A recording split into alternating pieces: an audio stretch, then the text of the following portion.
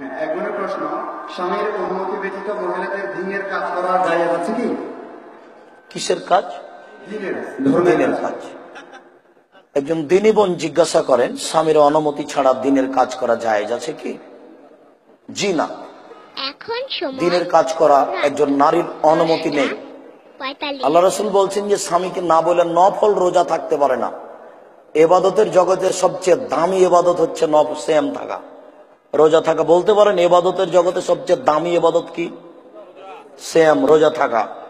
নফল রোজা থাকতে পারেন একজন নারী স্বামীকে না বলে।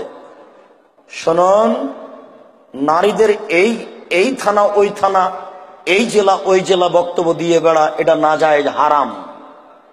আয়েশা রাদিয়াল্লাহু তাআলা আনহা আল্লাহর নবী দুনিয়া থেকে চলে যাওয়ার পরে 18 বছর বেঁচে ছিলেন।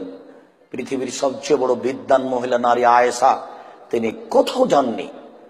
নারী দিন প্রচার করতে পারে তার বাড়িতে, আশেপাশের মা চাচি খালা ফুফু প্রতিবেশী আসলে তাকে দিন শিখিয়ে দেবেন। কোন নারী অন্য জায়গায় দিন প্রচার করতে যেতে পারে না। বুখারী মুসলিমের হাদিস, নারীগণ এসে রাসূলকে বললেন, আল্লাহর নবী, পুরুষেরা আপনার পাশে বসে, আমরা তো আপনার পাশে বসতে পারি না।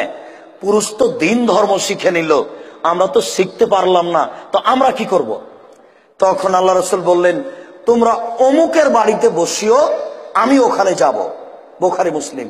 তিনি বলেননি আয়েশাকে পাঠাবো। বুঝাতে পারলাম না?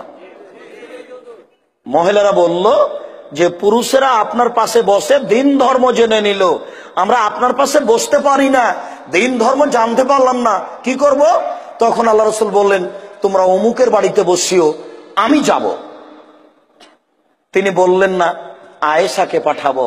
ভুল সিদ্ধান্ত। নারী এই জেলা ওই জেলা, এই পাড়া ওই পাড়া দিন প্রচার করতে যেতে পাবে না, তাদের এটা সুযোগ নেই।